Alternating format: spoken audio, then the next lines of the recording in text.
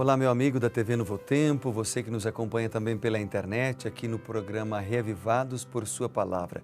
Hoje nos encontramos para conversarmos um pouquinho sobre Jeremias 32.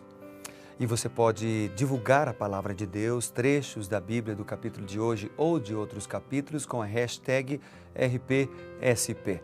Você pode divulgar no Twitter, no seu Facebook, ou então no Instagram, ou até mesmo no Snapchat, ou outra ferramenta que você utilize.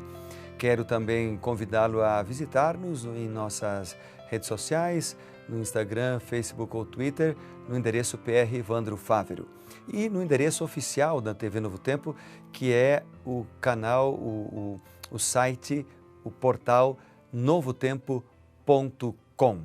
Ali você vai encontrar seguramente muita coisa boa para a tua família, para a tua vida, programas, estudos bíblicos, a TV Novo Tempo, a Rádio Novo Tempo e muita coisa mais. E tudo que você pedir, tudo que nós enviarmos para você será inteiramente grátis. Vamos fazer uma oração antes de começarmos Jeremias 32? Oremos juntos. Querido Pai, é uma alegria poder escutar a Tua voz, ouvir a Tua voz e falar contigo mais uma vez. Nós pedimos agora a Tua sabedoria em nome de Jesus. Amém. Vamos lá então, Jeremias 32, aqui fala da restauração de Judá. Também Jeremias apresenta aqui a compra de um campo em Anatote e ele é aprisionado por Zedequias pelo fato de ele profetizar, ou seja, de ele apresentar profecias. Jeremias compra esse campo do seu primo Ananel, né? E também aqui nós vemos que Baruque é apresentado então como um secretário de Jeremias e ele deveria então preservar as evidências como símbolos do retorno do povo. No verso 16, Jeremias, em sua oração, queixa-se a Deus, confirmando a sua intimidade que ele tinha com o Senhor. E Deus confirma o cativeiro por causa dos pecados do povo, mas apresenta uma esperança, assegurando o retorno do povo do cativeiro. É um longo capítulo e ele tem um estilo autobiográfico. Ele demonstra a fé de Jeremias numa futura restauração e, apesar das condições sombrias do momento, Jeremias demonstra sua fidelidade, sua confiança, sua esperança. Uma experiência pessoal do profeta é apresentada no capítulo que encerra uma lição de fé para toda a nação e também para cada um de nós. Aliás, toda a Bíblia apresenta histórias de fé e cada história de fé é também uma lição de fé para nós em nossos dias que vivemos. Cada um de nós tem uma experiência e Deus pode utilizar histórias diferentes da Bíblia para alcançar a pessoas diferentes. Talvez Ele possa falar o seu coração através de uma história que para mim vai ser apenas um relato, mas Deus pode falar a cada um de maneira diferente, visando um objetivo, que é salvar, que é transformar. Então aqui nos versos 1 a 5 é apresentada a prisão e Jerusalém nesse contexto está debaixo de um cerco, é chamado de um sítio e Jeremias está preso no pátio da guarda por ter dito ao rei Zedequias que a cidade seria entregue nas mãos de Nabucodonosor. Veja, ele apresentou a mensagem de Deus, ele disse o que o povo deveria fazer, Deus, através de Jeremias, transmitiu a mensagem para o rei e para o povo, e o povo não aceitou, e o rei não aceitou, e ao invés de acatar a mensagem de Deus através de seu profeta, que ele sabia que era um profeta verdadeiro, ele manda o profeta para a prisão. É possível prender os servos de Deus, ainda hoje, mas não é possível prender a sua palavra, porque a palavra não é deles, a palavra é de Deus. E a Bíblia afirma de maneira bem clara que a palavra não volta vazia. A palavra de Deus, quando cai no coração, transforma vidas.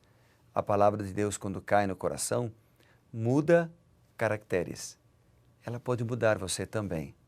Talvez você pense, eu não preciso ser mudado porque eu já faço coisas boas, eu nunca matei ninguém, eu não roubo, eu não procuro não mentir, eu sou honesto nas minhas transações comerciais, eu ajudo as pessoas que estão em dificuldades, eu vou à igreja, eu devolvo ali o meu dízimo, então eu me considero uma boa pessoa.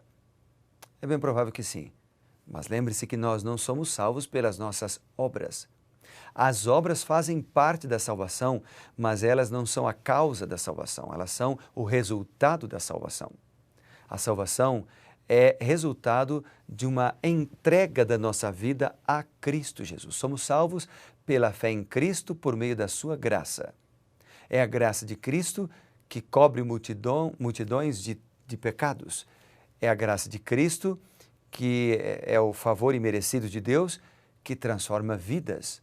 E uma vida transformada pela graça de Cristo reflete-se em uma vida obediente, amorosa, bondosa e fiel.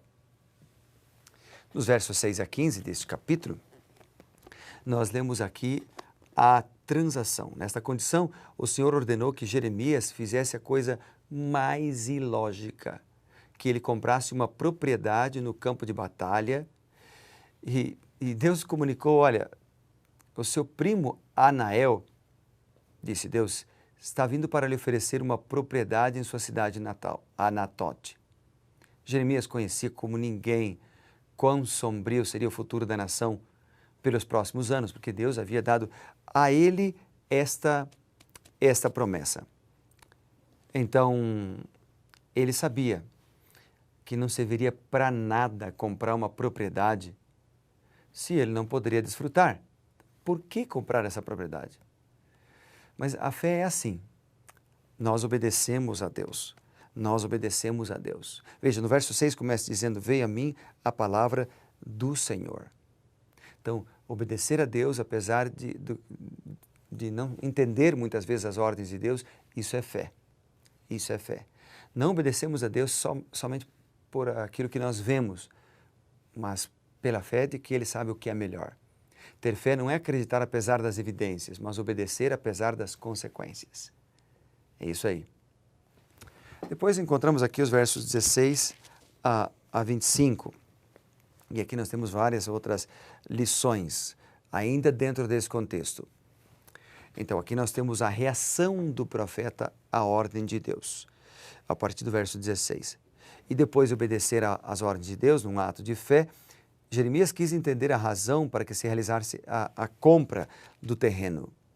Então ele fez o que sempre devemos fazer. Ele orou sobre o assunto. A melhor maneira, querido, de lidar com a dúvida é ir a Deus, é ser honesto sobre os seus sentimentos, é esperar que Ele fale por sua palavra. Orar e ouvir. Nos versículos 17 a 19, aqui está a oração do profeta. Ah, Senhor Deus, eis que fizeste os céus, a terra, com teu grande poder, com teu braço estendido, coisa alguma te é demasiadamente maravilhosa. Ele reconhece Deus como Deus poderoso. Tu usas de misericórdia para com milhares e retribuis a iniquidade dos pais dos filhos. Tu és grande, poderoso Deus. O Senhor dos exércitos é o teu nome.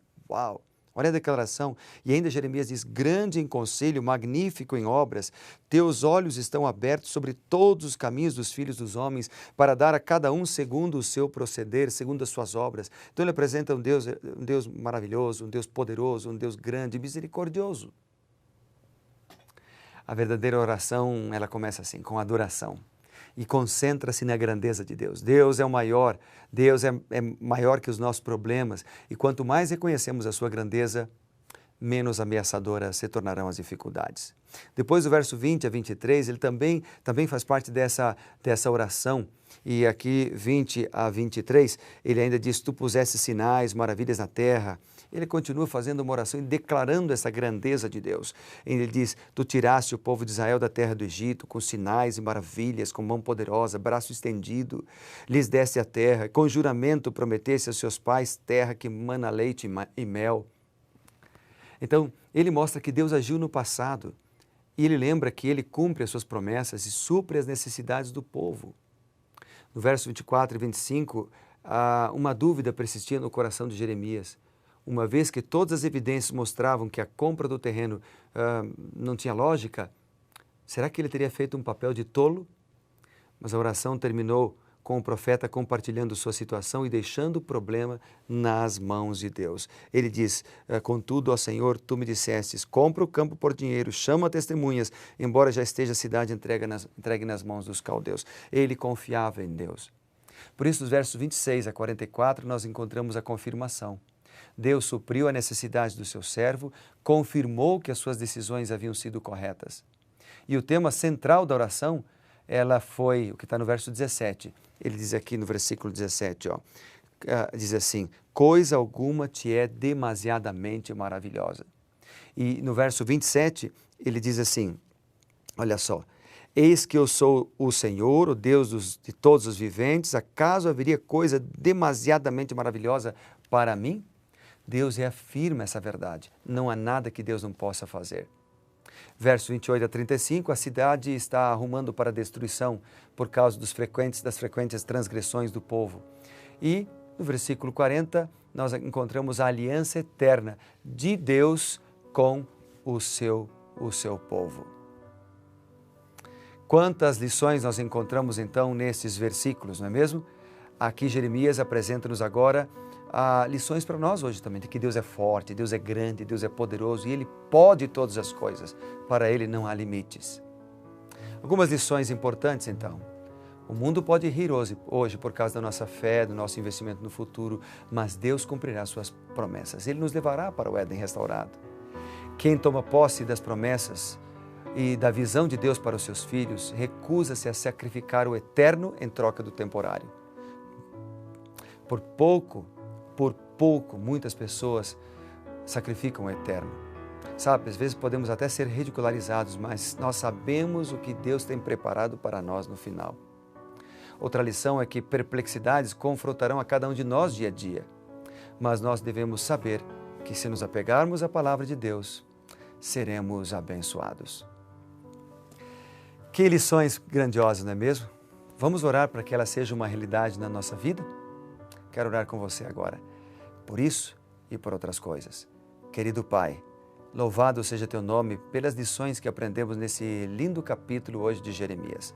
Derrama Teu Santo Espírito e ajuda-nos a nos apropriar dessas promessas, em nome de Jesus. Amém. Deus te abençoe, seja revivado pela palavra.